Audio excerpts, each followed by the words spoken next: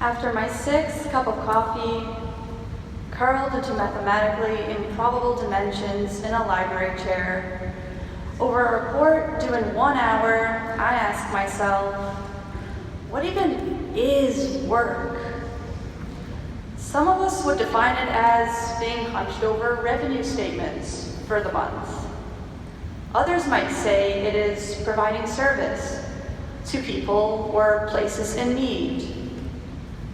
Every individual conceptualizes work in their own way.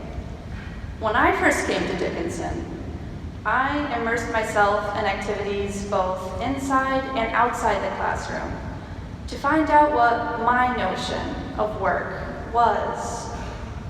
At that point, I thought it was just memorizing facts and occasionally paraphrasing the words of someone with infinitely more degrees than me.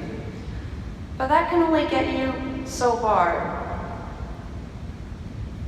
In physics, work is defined as the transfer of energy by a force acting through a distance. If I were to apply this theory to education in true liberal arts fashion, I can claim that distance is the time from our first semester to our last, while force is the power of our thoughts, words, and actions. Energy is a bit more complicated. At its most minimal, energy is putting your hands to the keyboard and typing out that report due in 1 hour. But what Dickinson does is that it opens your eyes to the vast pools of energy just waiting to be tapped into by none other than you. 1 year ago, I held a mouse brain in my hand for the first time. If you told me 4 years ago that nothing would make me feel more at home than slicing that mouse brain and staining it with chemicals to look at neuronal structure, I would have called security. But 1 year ago, I worked in a lab that wanted to make brains with Alzheimer's disease healthy again. And it is not easy. But for me as a scientist, the chance that even the tiniest amount of data I collect could help the next generation of scientists to discover something new, that is what keeps me going. The chance that one day my data could lead to a therapy that could decrease the number of unfilled photo album pages in the future is what gives me the energy to do work. Now, you may not want to step near a mouse. You may want to dip your feet in a sea of poetry rather than equations. You may not understand the work that someone dedicates their life to. But that does not make it any less important. I come from an immigrant family, and my aunt cleans houses for a living. Some may consider this insignificant, but if you could see the glimmer she gets in her eye when she talks about making a tidy space for her clients and finding that scarf that's been missing all winter, you would see the energy she brings out into the world. From the person sitting next to you to the people you have yet to meet, just by understanding the energy that fuels their work, can you know the value it has within the world. But what if your experiments fail? Or your project proposal does not get approved? Or you do not get the dream job you have always wanted?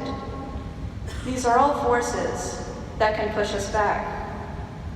Like a neuron, moments after it fires a signal, we feel as though we cannot move forward without an extra push. Sometimes we drown within the very element we were just swimming in. But sometimes there's no better way to get to know every nook and cranny of an element than by staying submerged in it. Every time I made a mistake, I learned something new and grew to love my element even more. And we are not alone in this. We are united by a single form of energy, passion.